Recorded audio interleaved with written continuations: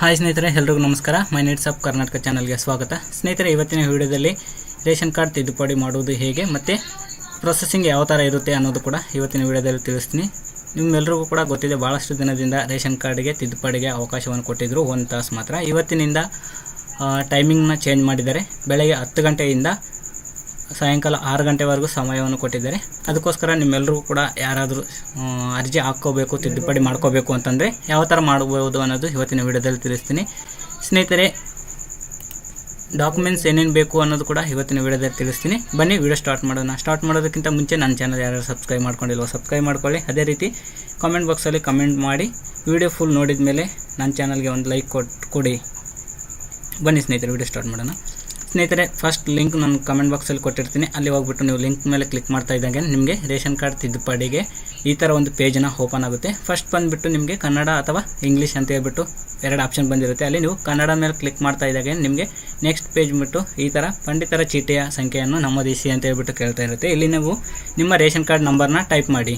ಯಾಕಂದರೆ ನಿಮ್ಮ ರೇಷನ್ ಕಾರ್ಡಲ್ಲಿ ಸೇರ್ಪಡೆ ಮಾಡ್ತಾ ಇದ್ದೀವಿ ನಿಮ್ಮ ಮೆಂಬರ್ನ, ಓಕೆನಾ. ನಿಮ್ಮ ಮನೆಯಲ್ಲಿ ಒಂದು ಸದಸ್ಯರನ್ನು ಸೇರ್ಪಡೆ ಮಾಡಬೇಕಾದ್ರೆ ಮೊದಲು ನಿಮ್ಮ ರೇಷನ್ ಕಾರ್ಡ್ ನಂಬರ್ನ ಟೈಪ್ ಮಾಡ್ತಾ ಇದ್ದಂಗೆ ಇಲ್ಲಿ ಮುಂದೆ ಅಂತ ಇದೆಯಲ್ಲ, ಇಲ್ಲಿ ಕ್ಲಿಕ್ ಮಾಡ್ತಾ ಇರಬೇಕು. ಇಲ್ಲಿ ಕ್ಲಿಕ್ ಮಾಡ್ತಾ ಇದ್ದಂಗೆ ನಿಮ್ಮ ರೇಷನ್ ಕಾರ್ಡಲ್ಲಿ ಸದ್ಯಕ್ಕೆ ಎಷ್ಟು ಜನ ಇದ್ದಾರೆ ಅಷ್ಟು ಜನದು ಕೂಡ ಇಲ್ಲಿ ಒಂದು ಹೆಸರುಗಳು ಬರ್ತಾ ಇರುತ್ತೆ.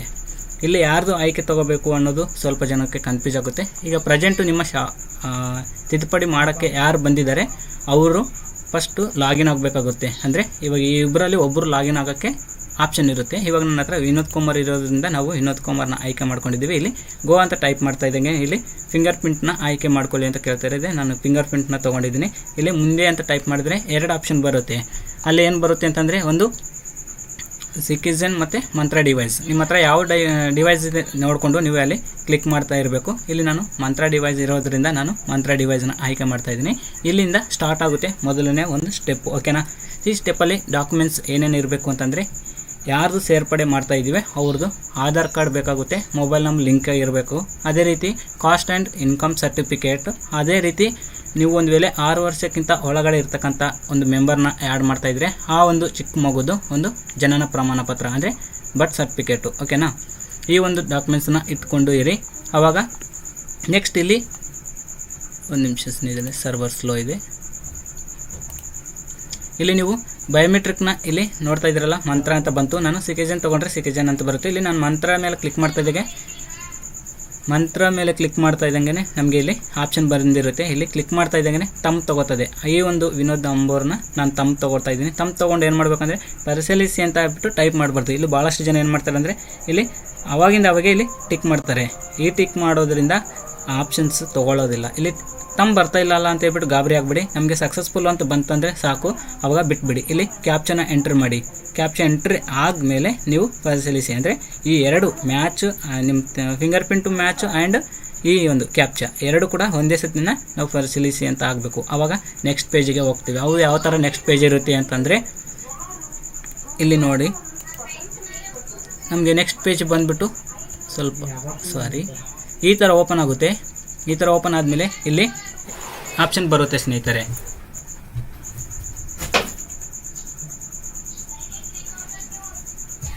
ಈ ಥರ ನೆಕ್ಸ್ಟ್ ಆಪ್ಷನ್ ಬಂದಮೇಲೆ ನೀವು ಇಲ್ಲಿ ಏನು ಮಾಡಬೇಕಪ್ಪ ಅಂತಂದರೆ, ಫಸ್ಟು ಬಂದುಬಿಟ್ಟು ಇಲ್ಲಿ 4 ಆಪ್ಷನ್ ಬಂದಿರುತ್ತೆ ಸ್ನೇಹಿತರೆ. ಒಂದು ಆ್ಯಡ್ ಡೀಟೇಲ್ಸ್ ಅಂತಂದರೆ ಆ್ಯಡ್ ಮಾಡೋದು, ಮೆಂಬರ್ನ ಆ್ಯಡ್ ಮಾಡೋಕ್ಕೆ 1ನೇ ಆಪ್ಷನು. ಅಡ್ರೆಸ್ ಚೇಂಜ್ ಮಾಡಬೇಕಾದ್ರೆ 2ನೇ ಆಪ್ಷನು. ಇಲ್ಲಿ ನೀವು ಬೇರೆ ಆಪ್ಷನ್ಸ್ ಏನೇನಿದ್ರು ಅದನ್ನು ಕೂಡ ಶಾಪ್ ಚೇಂಜ್ ಮಾಡಬೇಕು, ನಿಮ್ಮ ಒಂದು ಅಂಗಡಿಯನ್ನು ಚೇಂಜ್ ಮಾಡಬೇಕಂದ್ರೆ ಇಲ್ಲಿನ ಟೈಪ್ ಮಾಡ್ಕೋಬೇಕು. ನಾನು ಇವಾಗ ಮೆಂಬರ್ನ ಆ್ಯಡ್ ಮಾಡ್ತಾಯಿದ್ದೀನಿ. ಮತ್ತು ಡಿಲೀಟ್ ಮಾಡಬೇಕಾದ್ರೂ ಕೂಡ ಇಲ್ಲೇ ಆ್ಯಡ್ ಮಾಡಬೇಕು. ನಾನು ಡಿಲೀಟ್ ಯಾವ ಥರ ಮಾಡಬೇಕು ಅನ್ನೋದು ಕೂಡ ಲಾಸ್ಟಲ್ಲಿ ತೋರಿಸ್ತೀನಿ, ಓಕೆನಾ. ನೀವು ಬಂದುಬಿಟ್ಟು ಇಲ್ಲಿ ಆ್ಯಡ್ ಡೀಟೇಲ್ಸ್ ಅಂತ ಟಿಕ್ ಮಾಡ್ತಾ ಇದ್ದಂಗೆ ನಿಮಗೆ ಇಲ್ಲಿ ಕೆಳಗಡೆ ಒಂದು ಆಪ್ಷನ್ ಬರುತ್ತೆ, ಅರ್ಜಿಯನ್ನು ಮುಂದುವರಿಸಲು ಇಲ್ಲಿ ಕ್ಲಿಕ್ ಮಾಡಿ ಅಂತ. ಇಲ್ಲಿ ಕ್ಲಿಕ್ ಮಾಡ್ತಾ ಇದ್ದಂಗೆ ನಿಮಗೆ ಈ ರೇಷನ್ ಕಾರ್ಡಲ್ಲಿ ಸದ್ಯಕ್ಕೆ ಎಷ್ಟು ಜನ ಇದ್ದಾರೆ ಆ 2 ಮೆಂಬರ್ಸು ಕೂಡ ಬಂದಿರುತ್ತೆ, ಓಕೆನಾ. ಇಲ್ಲಿ ಬರ್ತಾ ಇದ್ದಂಗೆ ನಾವು ಕೆಳಗಡೆ ನೋಡ್ತಾ ಇದ್ದೀವಿಲ್ಲ, ಮತ್ತೊಂದು 2 ಹೆಸರು ಕೂಡ ತೋರಿಸ್ತಿದೆ, 2 ಆಪ್ಷನ್ ತೋರಿಸ್ತಿದೆ.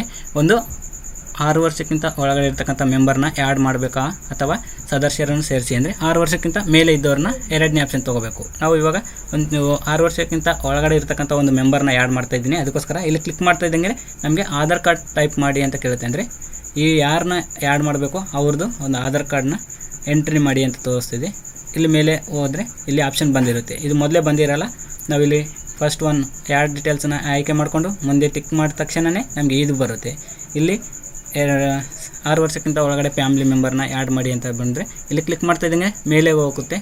ಇಲ್ಲಿ ಆಪ್ಷನ್ ಬಂದಿರುತ್ತೆ. ಈ ಆಪ್ಷನಲ್ಲಿ ಆಧಾರ್ ಕಾರ್ಡ್ನ ಟೈಪ್ ಮಾಡಬೇಕು.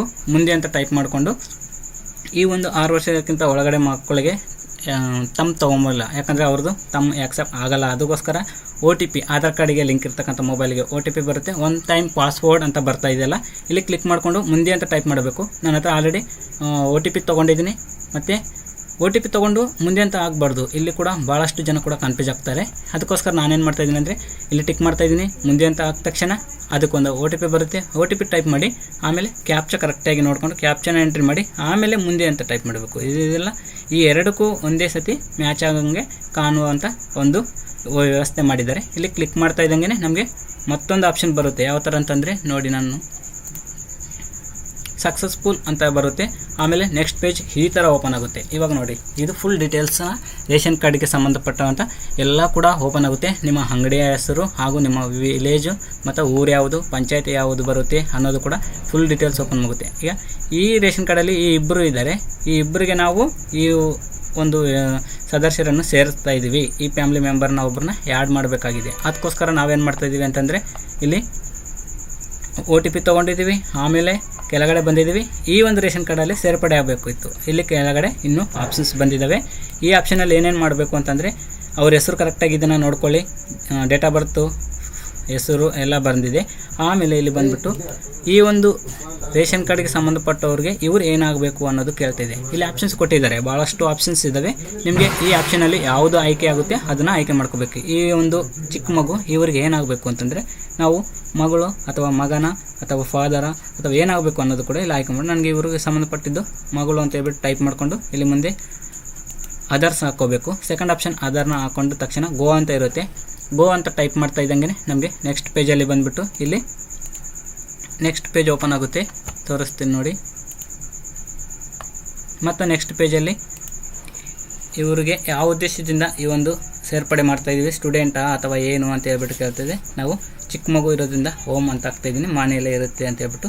ಇಲ್ಲ ನೀವು ಸ್ಟೂಡೆಂಟ್ ಇದ್ದರೆ, ಒಂದು ವೇಳೆ 6 ವರ್ಷ 5 ವರ್ಷದಲ್ಲಿದ್ದಾಗ ಸ್ಟೂಡೆಂಟ್ ಆಗಿದ್ದರೆ ಇಲ್ಲಿ ಸ್ಟೂಡೆಂಟ್ ಅಂತ ಹಾಕಿ ಗೋ ಅಂತ ಕೊಡ್ತಾ ಇದ್ದಂಗೆ ನಿಮಗೆ ನೆಕ್ಸ್ಟ್ ಪೇಜ್ ಮತ್ತೊಂದು ಓಪನ್ ಆಗುತ್ತೆ.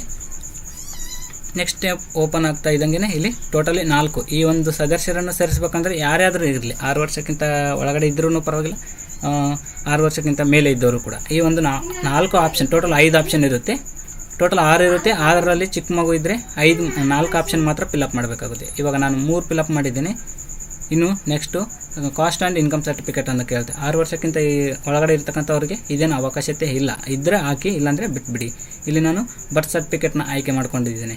ಈ ಬರ್ತ್ ಸರ್ಟಿಫಿಕೇಟ್ ನಂಬರ್ನ ಕೂಡ ಟೈಪ್ ಮಾಡ್ತಾ ಇದ್ದೀನಿ. ಟೈಪ್ ಮಾಡ್ತಾ ಇದ್ದಂಗೆ ನಮಗೆ ನೆಕ್ಸ್ಟ್ ಪೇಜ್ ಬಂದುಬಿಟ್ಟು ಏನು ಬರುತ್ತೆ ಅನ್ನೋದು ಕೂಡ ಲೈವಲ್ಲಿ ತೋರಿಸ್ತಾ ಇದ್ದೀನಿ ನಾನು, ಯಾಕಂದರೆ ಎಡಿಟ್ ಮಾಡಿದ್ದೀನಿ ಹಂಗೆ ಅಂತ ಹೇಳ್ಬಿಟ್ಟು ಬೇರೆಯವ್ರು ಹೇಳ್ತಾರೆ. ಅದಕ್ಕೋಸ್ಕರ ನಾನು ಡೈರೆಕ್ಟಾಗಿ ನಿಮಗೆ ಗೊತ್ತಾಗಲಿ ಅಂತ ಹೇಳ್ಬಿಟ್ಟು ಈಗ ನೋಡಿ, ನಾನು ಅಲ್ಲಿ ಬರ್ತ್ ಸರ್ಟಿಫಿಕೇಟ್ ನಂಬರ್ ಹಾಕ್ತಾ ಇದ್ದಂಗೆ ನೆಕ್ಸ್ಟು ಈ ರೇಷನ್ ಕಾರ್ಡಿಗೆ ಈ ಒಂದು ಮಗುನ ಸೇರ್ಪಡೆ ಮಾಡಿದ್ದೀವಿ ಅಂತ ಹೇಳ್ಬಿಟ್ಟು ಬರ್ತಾಯಿದೆ.